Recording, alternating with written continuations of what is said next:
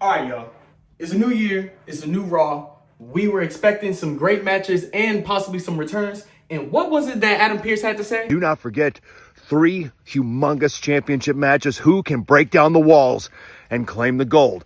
Well, that's exactly what didn't happen, Mr. Pierce. You bald, bubble, blubber, body bastard. What you trying to... Honestly, I'm not upset at the fact that Chris Jericho didn't return yesterday in Brooklyn for Monday Night Raw, because he wouldn't really fit into the description, or he wouldn't fit into any of the storylines for Monday Night Raw right now. Like everything with the Bronze and the Usos and AJ Styles and Gunther, because they have a thing going on right now. I just feel like that he wouldn't have incorporated himself into any of the storylines well, and it would have just been a cluster of just idea that we're watching in front of our eyes. So I feel like that the perfect time and the best time, which I'm sure that WWE is doing, is to wait for the Royal Rumble. Wait for the Royal Rumble for Chris Jericho to come, and that's when all the surprises and everything happens. So yeah, I'm sure that he's going to be coming in. So I'm sure it will be more exciting. It's just the anticipation is killing me, bro. The anticipation is killing me because I want to... Come on now.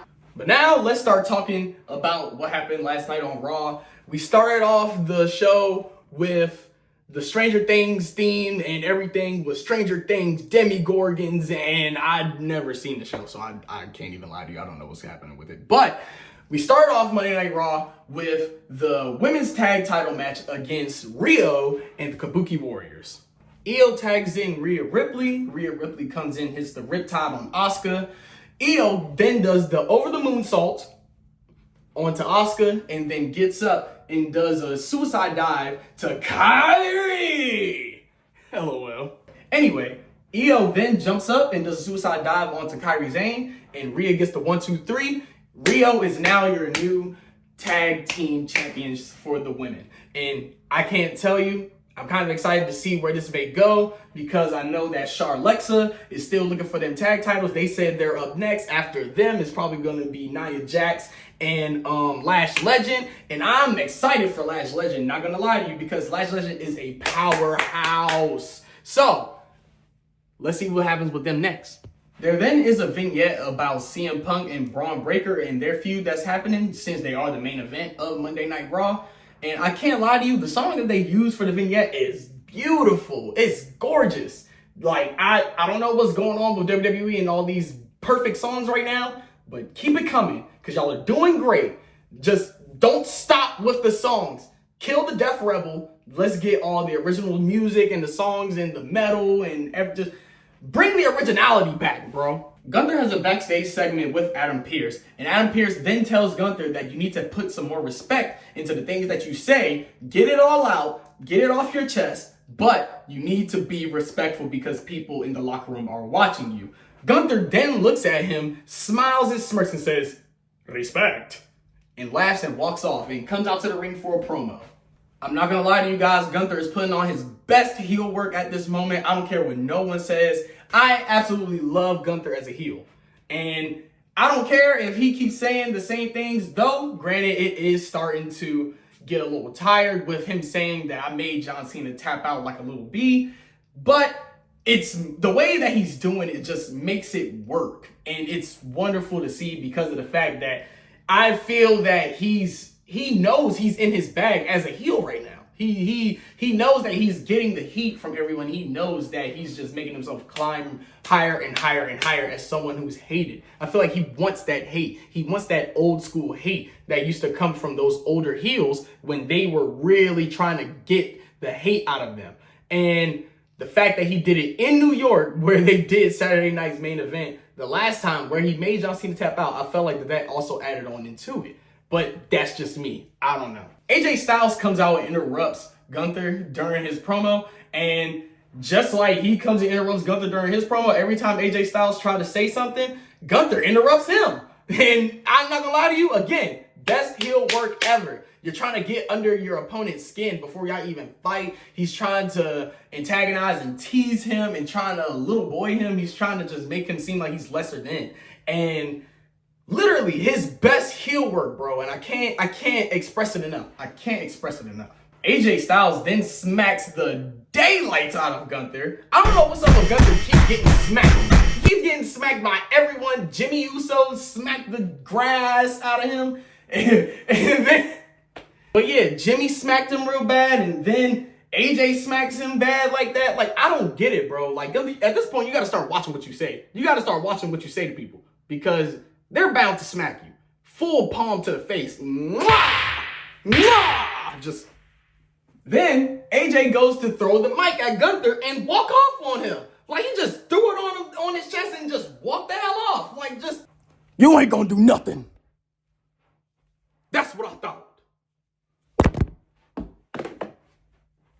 Gunther says that he wants AJ Styles immediately. And as soon as he goes to Pierce and says that he wants him, you already know what he's gonna say. All right, you can have him next week. I can't tell you the amount of times that I've audibly heard the groans from everybody literally right after Adam Pearce or Nick Aldis says next week. Like, we already know that that's going to happen as soon as someone says that they want somebody or something's going on. All right, you can have them next week. Next up on the card was the Women's Intercontinental Championship match against Maxine Dupree and Becky Lynch. Sidebar to this sidebar, I'm not gonna lie, Alicia Taylor has been getting on my nerves with her saying Maxine Dupree. It's not Dupree, it's Dupree. Do you hear the difference in that? It's not the do, it's the pre that gets accented. Alicia Taylor, I'm sorry, you're doing great work. Please forgive me. I'm not saying this seriously. Becky and Maxine then have a good, pretty decent time match, with Becky ending the match in her stealing the pin. Technically not a steal. I'm not going to say that she stole it, because I don't believe that she stole it. I just think that she was just trying to stretch her back out, and then it just so happened that Maxine had her shoulders on the mat. It's not her fault that Maxine had her shoulders on the mat and she ended up winning. She's the greatest women's wrestler of all time. It's not just me saying it. Sports Illustrated said it. I feel like with Becky winning the title and Maxine losing it, you can audibly see, not audibly, you can see visually that Maxine looks just flabbergasted, and you can see that it's about to light another fire under her. So I feel like that they're probably about to do some more work story based with the dungeon thing and with her and Natty, because she's no longer Natalia. So I feel like that they're going to probably do some more with that and do some more build up with Maxine before they give her any more championship opportunities. But I feel like I already know, not even feel, that this is not the end of the road for Maxine Dupree and the Intercontinental Championship. Mark my words. Maxine's going to be a top mid-carder, and then she's going to be right up into the main event scene. Watch me. WWE then puts out an Oba Femi vignette. And I'm not going to lie, I'm super excited for Oba. Now, as of me making this video, I've seen that they had signed Javon Evans. Raw has officially signed Javon Evans. And Raw is about to get bouncy. And I'm super excited for it. So, that leaves me to think, is SmackDown going to take Oba, or is Raw going to take Oba? I can't tell you, because only time will tell. But I'm super excited for wherever Oba goes. And wherever Oba goes, he needs to go for gold immediately. Stephanie Vaquera is shown in backstage right before she comes out in the ring with Jackie Redmond, and we can see that she has a boot on because she hurt her ankle during the triple threat match last Monday against Nikki Bella and Raquel for the Women's World Championship. Now, she then comes out and she explains how she is not going to let this brace beat her. She's not going to let the injury stop her, and she's going to still go for gold and still defend and still do everything that she has to do. While she's doing that, Raquel comes out, and Raquel starts to whoop that trick on Stephanie. Now, granted, I will say that Raquel coming to beat up Stephanie was kind of a downer a little bit, because I felt that Stephanie wasn't going to vacate the title with her injury. I thought that that's exactly where it was going. But seeing that Raquel started to give her the whoop that and everything, it just made me see that, I feel that they're going to write off Stephanie for a good little while. And it's going to make her relinquish it at some point, because Raquel beat her down so bad. So now I want to see what's going to happen with that. What's going on with the Women's World Championship? Is Stephanie going to end up relinquishing it? Or is she going to still be a fighting champion, even though she is injured? Is the injury a work? Is it a work? Because, like, we don't actually know. So, only time will tell. Like, literally, with WWE and with professional wrestling, only time will tell. So, that's exactly what it is. Now, the Usos come out from the crowd and they have a promo to everyone saying that they're putting the tag division on notice and they're sending warning shots. Bow! To everybody. Now, I'll say this about the Usos. I don't know what's up with them still using Jay's main theme. I honestly feel like that they need to go back to the Uso Penitentiary theme, like the Down Since Day One theme, because it's not just you, Us. I love Jay. Love Jay to the depth of me. Swear to God, all the way down to the bone. But, bro, it's not just you. It's you and your brother now. It's the both of y'all again. Y'all have a theme where it's literally based off of that theme. You know what I'm saying? Like, it's you can do the same thing and it can have the same effect with that theme. It's just you have to push it and you have to make it worth it, you know? Like, I don't know. But now, Penta and Ray also have a backstage segment where they're talking to each other. I can't really understand it because I don't speak Spanish. I understand little bits and pieces, but I don't really understand Spanish fluently. But Penta goes to say that he will always be there for Ray if Ray ever needs him. Now, let me say this. I personally feel as though that Penta is going to turn on Ray because of just, I know how all this stuff pans out. I will always be here for you. I will always ride for you. I'll always have your back. And then next thing you know what happens? They get the shanking them in the back because you can't trust nobody in the WWE. Not even Penta. I love Penta to death. Cero, miedo. But no. I can't trust you, gang. Like, I don't know. I just feel as though that Penta's going to turn on Ray eventually. They got to make this story with Penta nice, something. They got to do something. They're not going to give us the Lucha Bros. They got to do something with Penta. Stop bringing in all this beautiful, wonderful talent and not using them. Stop not using them. Liv Morgan versus Lyra Valkyria starts to happen, and this is Liv's first match since she has had that shoulder injury. So it was about 6 months ago, I believe. But yes, in 6 months, this was Liv's first match. And I'm not going to lie to you, Liv is a beast. Liv is probably one of the stiffest women wrestlers that I've seen in a long time. Just not even just from yesterday's match. From everything that I've seen of Liv, everything looks so stiff. And I'm not saying that as a bad thing. I'm just saying that like, yo, Liv hits hard. Liv goes hard. Liv is like that. Liv is literally, honestly, Liv is like one of the best female wrestlers that's in professional wrestling right now. And you can quote me on that, argue with me, argue with your mama if you want to. But bro, I feel as though that Liv Morgan is literally the thing right now, bro. Like, I wouldn't be surprised if they put her back in the women's world title picture. They are going to eventually, but I'm talking about soon. So let's just see what happens. There ended up being some shenanigans during the match. As you already know, it's the Judgment Day. So you think that there's not going to be any shenanigans?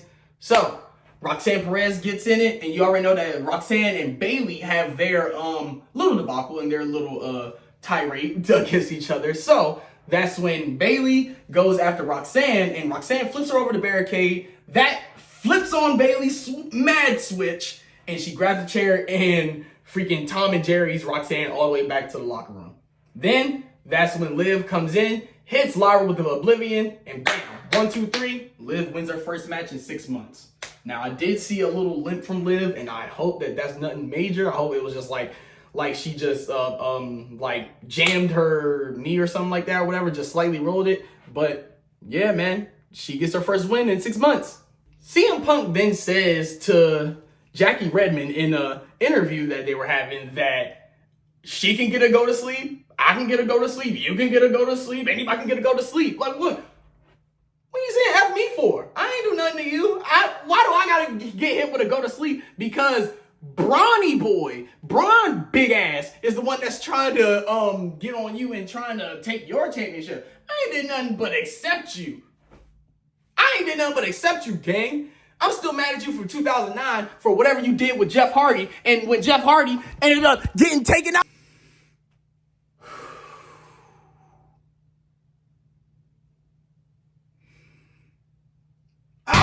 It's then time for the main event. It's time for Braun Breaker versus CM Punk for the World Heavyweight Championship. So, as I started to watch this, I've had a lot of speculation feeling on, I don't know if Braun's going to win or if CM Punk is going to win. But here are my theories. If Braun was to win the championship, he'll finally get it. The Vision will keep on glazing him, something like that. And they eventually probably would have turned on Paul Heyman. Probably not even that. But they'll have Braun win the championship. They'll glaze him or whatever. He'll have him hold it until WrestleMania. Hold it until WrestleMania. And possibly his opponent was going to be Seth, because Austin Theory is the sleeper agent. Austin Theory was going to turn on the Vision, helping Seth Rollins eventually, because the reason why I feel like that, Austin Theory isn't just doing a curb stomp for no reason. He's not doing a curb stomp for nothing. Like, I understand that he was supposed to fake us out with all that, but he's still continuously doing the curb stomp. He has his own finisher. So I feel like that he's a sleeper agent for Seth. But then I feel like if CM Punk was to win, CM Punk was going to keep this title, probably lose it maybe at Royal Rumble, or keep it all the way until WrestleMania. And he was going to get one of the big dogs. Like, you know what I'm saying? Like, he was going to get like maybe a Randy match or like just something. I don't know, because you have to wait until the Royal Rumble. And I'm just trying to keep all of my predictions and everything to myself unless all you guys want to know them. And until the Royal Rumble. But yeah, the match was pretty sick. Braun Breaker ended up going from the top rope and taking CM Punk down through the announcer's table. That was later in the match. That's when the shenanigans happened with the Vision and everything. Paul Heyman was the first one to start the shenanigans with him trying to get up and say stuff about CM Punk while they were in the match, and the ref always was going to them. Then that's when the shenanigans start. Then that's when all of the luchadors started coming out. The Fuego. Dragon Lee comes out, hits the Hurricane Rana on Austin Theory. Then that's when Penta, I think Penta's music hit first. Yeah, Penta's music hit first. Then that's when Dragon Lee did that. Penta came out from the front. Then Rey Mysterio came out, took out all the Vision, and it was a big Vision brawl against the luchadors. Then left CM Punk and Brawny Boy by himself. Braun thought he was going to have the dub after he hit that spear, but no. CM Punk ends up blocking the spear and getting away from Braun. Not gonna lie, I thought that CM Punk was gonna end up like GTS and Paul Heyman or something, because Paul Heyman kept getting in it. And I thought that with all of the interferences and everything, I thought that Braun was gonna win it. But no, CM Punk prevails. CM Punk ended up retaining the belt, and he's keeping it, and he is going to WrestleMania with it. Mark my words. Mark my words. CM Punk is going to WrestleMania. All right, in conclusion to this year anniversary episode of Monday Night Raw being on Netflix, this Stranger Things episode of Raw, it was cool. It wasn't the best episode of Raw that I've seen, but it was straight. It was all right. Some of the matches were a little bit lackluster, but the other matches were kind of nice. I feel like all of the matches that had a title defense were pretty nice. They were pretty good. The audience wasn't really the best with certain matches, like with the Lyra match and with the Maxine match and everything. And that was a title match. I feel like that the crowd wasn't really into it. The crowd plays a big, big thing as far as WWE and as far as professional wrestling, period. So I feel like that the crowd really wasn't into it, which made me kind of not get into it, but I was still into it as a viewer from home. So yeah, I just feel as though that this Raw was pretty special. It was something special, that I can say the least. Now, I'm sure this is my first time probably on your screen talking about this content. And also, this is just something that I really love. I absolutely love wrestling. I love professional wrestling. And I feel like sometimes I don't have anyone to talk to it about too. So I'm going to talk to you guys. And you guys can talk to me. We are all family here. We're all going to be talking about wrestling. We're all going to try and figure everything out. We're all going to talk about our predictions. We're going to nerd out. We are going to nerd out about wrestling and everything else under the blue moon if you want to. So just like, comment, subscribe, and share. And just keep on supporting me, and just not even supporting me. Let's just support wrestling. Like, let's just support each other. Let's just be here for each other. Let's just show that you're not alone in this, and you're not the only one watching wrestling. We like this too. We like this together. And if you feel like you don't have anyone else to talk to about it, I don't either. So let's talk to each other. That's what we can do. That's what we are here for. So let's just keep loving one another. Peace, love, and blessings to everybody. Thank you for watching, and thank you for supporting me. I'm out.